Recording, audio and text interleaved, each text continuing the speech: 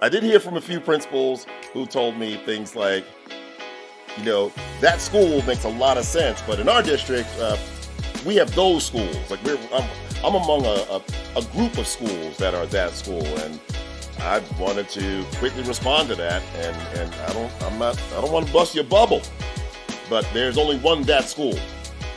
There aren't those schools.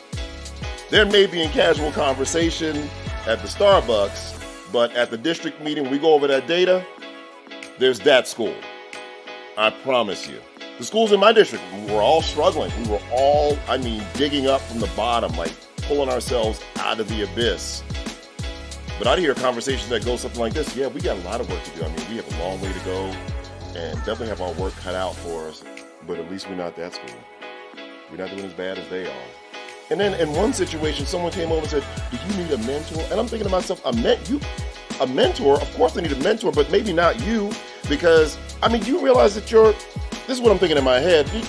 Our data, if there's an assessment given at your school and one kid passes gas and causes another kid to skip 2 questions because he's traumatized, your assessment data is going to be right there with mine. You are 11 hundredths of a percentage point better right now. But in her mind, we were that school. So when you're at that school, there is no, well, it could be worse. There is none of that. You are that. And we got to dig ourselves out. And it begins with a decision.